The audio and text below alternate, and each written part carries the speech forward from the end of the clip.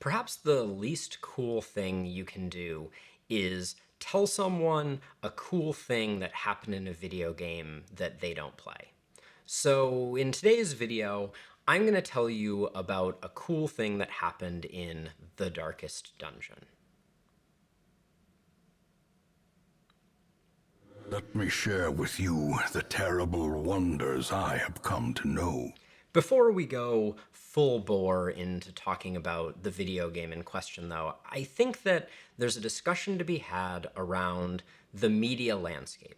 Because I think that video games get a bad rap and are often considered less than when it comes to narrative devices.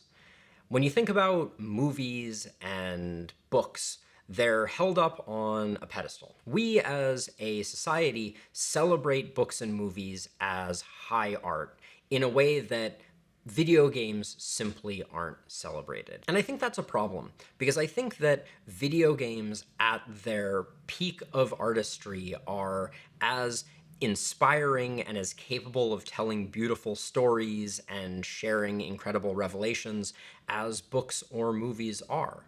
And I think that they should be recognized for that capacity. When you think about video games today, they share the same capacity for showing beautifully produced video and telling incredible stories, while also shouldering the incredible burden of having to do it in a way that gives a player agency within the story that is trying to be developed. Now, obviously, there are worse and better examples of how this is done. You certainly have examples of video games that feign creating any sense of agency, and you just kind of progress through the story, and at the end, the decisions that you made didn't really matter, and you learned nothing, and you took nothing away. But I also think that the most artfully done of video games tell a story, create an incredible opportunity for learning, and in the end, have also created an opportunity for a person to experience and make decisions within the learning context that's being created. Be it a video game, a movie, or a book, I think they are all about creating a journey. None of these things are defined by the last 5 minutes, but instead a buildup of context and understanding that leads you on a journey, and then the destination provides you sometimes with some additional insight. What's unique about video games is that along that journey, the player is asked to engage actively in the act of storytelling in some way, shape, or form. And I think it can be argued that that is in and of itself an even greater challenge.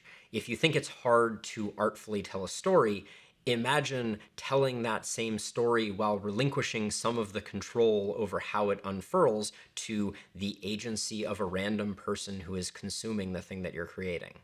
In a way, it's like creating a choose your own adventure book, but also having it be of the same quality as a Hollywood blockbuster. And obviously, I wouldn't be talking about all of this if I didn't think that the video game in question fits the bill. I think that Darkest Dungeon is a beautifully crafted story and universe that throughout the course of playing it teaches the player about themselves as well as about the universe that they are exploring, just like a brilliant book might do. To rewind a little bit, Darkest Dungeon is a gothic Lovecraftian horror game. So you exist in this world of eldritch demons, and I'll get to more of the plot details in a second, but it's a game that I've been playing on Twitch for the last, I think, 35 weeks. I think I spent just over 170 hours streaming Darkest Dungeon and had an incredible time. Darkest Dungeon is not a new game to me. It's a game that I have played on and off for the last 7 years since before its release. And it scratched an itch for me the entire time. But in doing this playthrough for Twitch, I decided to amp the difficulty up to 11.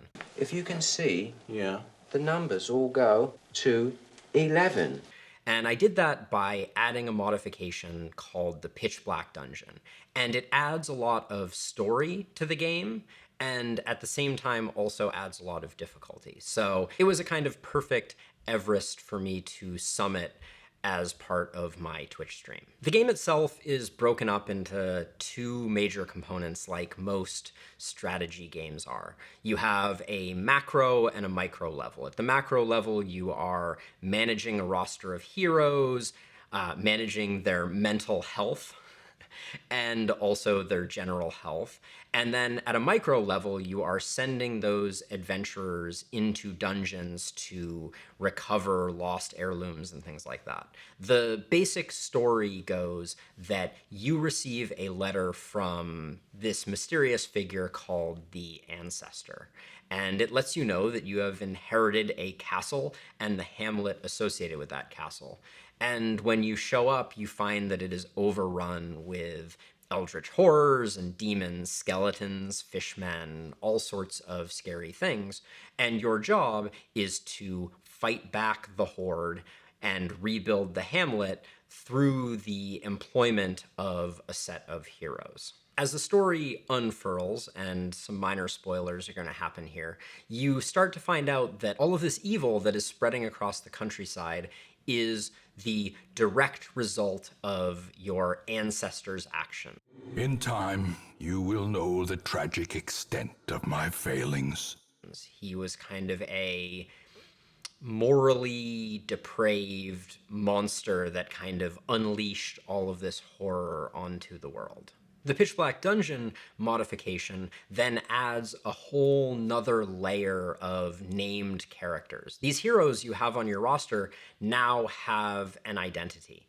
The game now tells a story about their experiences, their relationships, the successes and failures and horrors that they saw. But the basic gameplay loop basically boils down to you create a set of 4 heroes, you send them into a dungeon provisioned with the equipment that they would need, and they need to bring back as many of the resources that you need to rebuild the hamlet, be that money or heirlooms. When on those adventures, those heroes have hit points that represent their aliveness, right? How close to death are they? But also a sanity meter, because at the end of the day, if you're fighting fishmen with spears and skeletons wearing armor, you're gonna start to go insane, which brings in that kind of Lovecraftian aspect to it. And over the course of time, your heroes will become afflicted as they start to go mad, and you, in the macro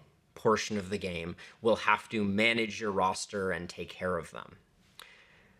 Where this gets interesting is over time, I named some of them after people who joined me to hang out on stream, and I became attached to them. I wanted them to succeed and be okay.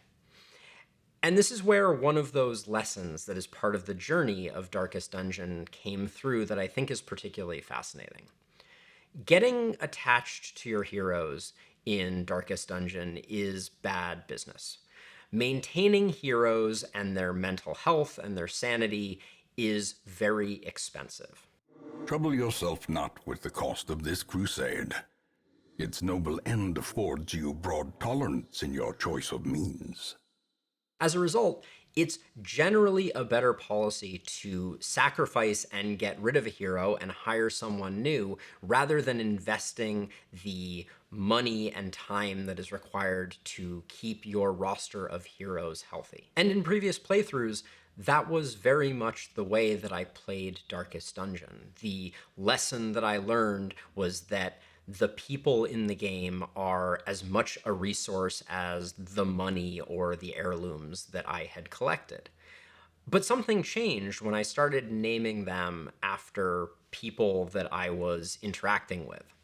All of a sudden, I had that attachment. And in a strange way, the story of Darkest Dungeon, where it explores and it slowly reveals that the Ancestor was this kind of morally bankrupt character, dovetailed well with my own experience of the game. I was playing it as if I was a similarly morally bankrupt individual who just looked at the people on my roster as a way to make a quick buck. Suffer not the lame horse, nor the broken man. But it was in that attachment that the story, the cool thing that this video is about, was born. As you approach the end of the game, without giving too much specific detail, you need to bring your strongest heroes on a series of incredibly difficult tasks. And the final one is kind of the culminating moment, although I sort of didn't know it at the time because the mod that I was playing changed that ending, but that's a different story. To set the stage, I went into that final mission with 3 named characters. They were named after Twitch viewers of mine. There was Grumble Stiltskin, a crusader. A mighty sword arm anchored by holy purpose. A zealous warrior. Who had been through a lot. I had Mion Rai, who was a highwayman, more of like a nimble, roguish type character. Elusive, evasive, persistent. Righteous traits for a rogue. And then Solid Emptiness, who was a axe-wielding bounty hunter. The thrill of the hunt. The promise of payment. And the 3 of them, plus a healer, who I was not particularly attached to, went into the final mission to face the Heart of Darkness, this primal, godlike evil. And that story played out in a very sort of poetic way that I was not expecting at all. Rather early in the mission, Grumble Stiltskin, the Crusader, fell to an unlucky hit, and we were left down a person, which generally in Darkest Dungeon means that you're doomed. Once something starts to spiral out of control in your party, it is very hard to regain control. As we soldiered on, the insanity started to build up. And then Mion Rai, our highwayman, was able to have a virtuous response to being pushed beyond her mental limits. Basically, she went insane, but she was able to be courageous rather than becoming afflicted and irrational. And that carried us just a bit further, but slowly the rest of the party started to disintegrate into madness as well, as we pressed forward, slowly breaking down. And then we came to that final encounter, and it was layer after layer of, I just don't think we can go on. And we barely could, because in the very final moments, it came down to everyone had died. Solid Emptiness, the healer, had both passed away, and it was Mion Rai standing solely in front of the Heart of Darkness, and it came down to the last hit. If the Heart of Darkness had gotten one more round of combat, it likely would have killed Mion Rai, but she was able to inflict the final blow and put down the Heart of Darkness, which all sounds rather ridiculous for someone who's not familiar with the game, but there was a beautiful poetry to the fact that the first 2 characters at the beginning of this series that started almost 40 weeks ago was Grumble Stiltskin and Mion Rai, and to have them come full circle and participate in this final encounter, and for it to be so nail-bitingly close, and for them to give every ounce that they had and leave nothing behind, was kind of a beautiful story. And the way that I have internalized it and contextualized it is very much part of why I think the game is so incredible. Because at the end of the day, I could have approached this playthrough of Darkest Dungeon as I have many before. No attachment to characters, just use them up, throw them away, meat for the grinder, essentially. But instead of doing that, my attachment led to such a more profound story. The ending was so much more satisfying and inspiring because there was a rich and deep story of how these characters came to be where they are, who they were to me, and what they meant. And so in that way, I strangely regard this journey of playing the Darkest Dungeon on Twitch as more of a movie to me than anything else. It was a fun story to participate in and to experience. And I'm not sure that I painted enough of a picture for you all to appreciate it, having not played the game, but it was deeply rewarding.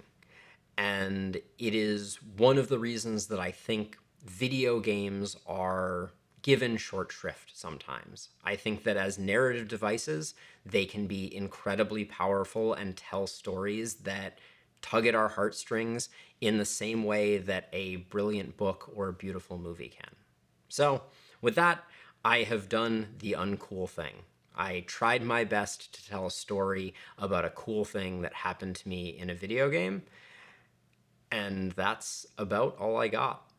So for now, I hope you have a wonderful rest of your day, and I'll see you in the next one.